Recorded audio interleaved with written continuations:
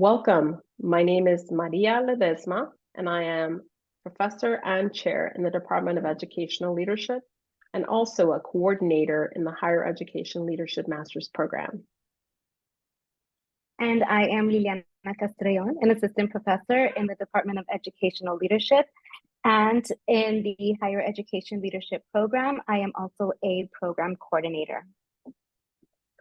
We're excited to have you join us for an information session on the Higher Education Leadership Master's Program.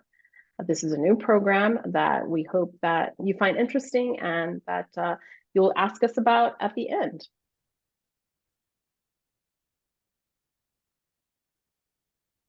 The Higher Education Leadership Master's Program is housed in the Department of Educational Leadership in the Lurie College of Education, where we prepare transformative educators, counselors, therapists, school and community leaders.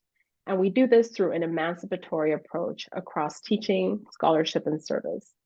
These two pillars are also pillars that are embraced in the HELM program, where we also work to produce and support critical leaders that are approaching higher education through transformative, emancipatory, and equity-minded approaches.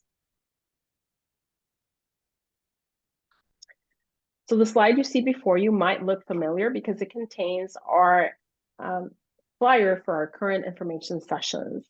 And this is something that we hope you find useful. And if you have others, if you know of others who might be interested in this program, please feel free to share this with them. It highlights some of our future information session dates, as well as a QR code to register. And again, we encourage you to share this if you know of others who might be interested in the program. So the Higher Education Leadership Master's Program is a new program that prepares higher education leaders through an equity-minded praxis approach to engage in transformative thinking and practice with the goal of disrupting how power in the form of racism, classism, sexism, and related oppressions has historically intersected to reproduce and sustain disparate opportunities in higher education.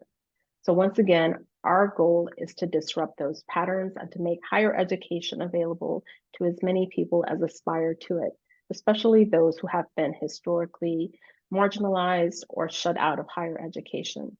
The concept of equity-mindedness is a concept that was coined first by Dr. Estela Ben-Simon at USC, who reminds us that in order for us to address issues of equity, we first have to understand why inequity exists. And we also have to approach this in a holistic manner and not just siloed and the responsibility of one individual or one office. The HELM program is distinct and unique because of several features, including the following. Again, we have a very intentional focus on equity and social justice in higher education. This is woven across the entire curriculum and not just siloed to one class or one instructor, but again, interwoven across the entire curriculum. This is a one-year accelerated master's program from summer to summer. It first launched in 2022, and the photo you see before you is of our inaugural cohort. The classes consist of 10 classes at 3 units each for a total of 30 units, and they're broken down as following. You begin your first summer with 2 classes, and subsequently for your fall and spring semesters, you will have 3 classes. Finally, you will have 2 classes in your final summer. Although the program was established as a hybrid program with both face-to-face and online instruction, for the next year, we were going to have an online-only program. So we will have, again, online-only instruction, and this will be year-round for all 30 units. A couple of the distinguishing classes for the year and for the program is that we have a living case study experience where students work to identify and study a current problem of practice. We also have one of your 2 final classes being your culminating capstone experience. And for the first time, this will be a group project where you and a partner will work to, again, address a current problem of practice. For your admissions criteria, you'll want to ensure that you meet CSU admissions eligibility, which would mean that you have earned a bachelor's degree from a regionally accredited institution or are about to earn your bachelor's degree from a regionally accredited institution. You will want to have a minimum 3.0 GPA. However, if it dips below the 3.0 GPA, we understand. Please do reach out and speak with us. Do not let that lower GPA be the reason why you do not apply. We are here to chat. We are here to support you in any ways that you might need as you work through that application process. To complete your application, you will want to ensure that you log on to Cal State Apply, create your application. You want to make sure you have 2 letters of reference. These letters can come from a colleague, from a professor, from a previous professor, from a supervisor, from someone who can really speak to your strengths and what you will bring to this program, as well as how you will fit into this program and how this program can benefit you. We also would ask you to complete a statement of purpose, a situational essay, and you will have a pre-admissions interview. During this interview, we will reach out to you, schedule the interview. It will be a Zoom interview with Dr. Ledesma and myself. And this picture right here is a picture of Professor Day in EDLD 1213, Policy and Ethics of Higher Education Governance and Finance from fall 2022 with our inaugural cohort.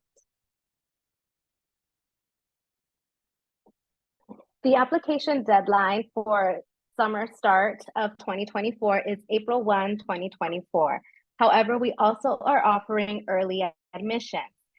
This deadline is January 30th, 2024. And with early admissions, we are also offering a $500 scholarship for those that are accepted and enroll in the program by January 30th, 2024. So you will need to have your application in by then and your pre-interview done. We also have possible placement opportunities for those who would like some more experience in higher education spaces if you are not currently working in a higher education space. So here are a couple of the frequently asked questions that we've received. And this is a plug also for you to visit our homepage because we have many more FAQs there. But here are a couple that are frequently asked. How large of a cohort will be admitted?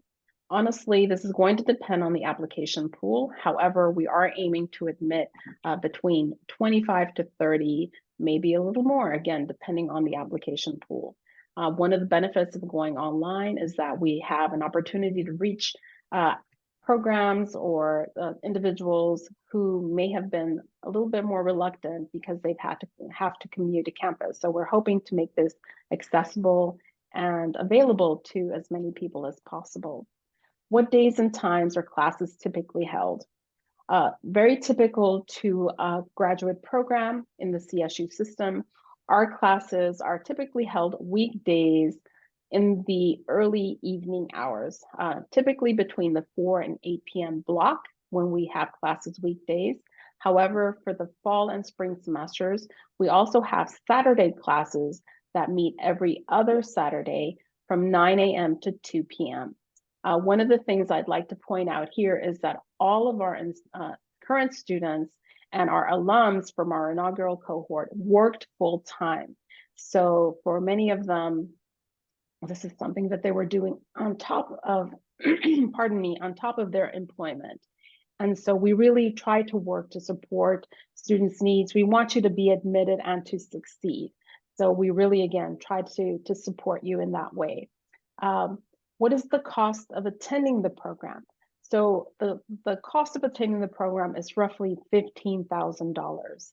And with relation to our next FAQ, our next frequently asked question, is there financial aid available? Unfortunately, we're a very small department with some limited resources. However, there is great value if you inquire with your current employer, especially if you are a CSU employee, you have benefits to have tuition remission. And in some cases, for example, one of our partners in this program has been the West Valley Mission Community College District, and Chancellor Brad Davis has been phenomenally responsive and receptive of helping his employees who have been interested in this program. So we encourage you likewise to inquire with your own employer to see if there are programs you can take advantage of, and absolutely to apply for FAFSA. That's one thing that we would encourage everyone who applies to the program to do as well.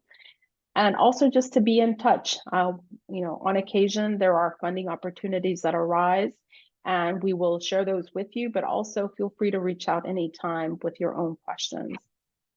Our final FAQ that we'll talk about today is what types of careers can one obtain with this degree?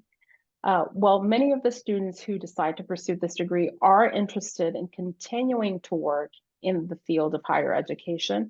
As I mentioned, at the moment, the vast majority of our current and former students work already in a post-secondary setting. And for many of them, they want to stay in this realm. However, earning this degree will allow them either to advance in their current position or to seek other opportunities.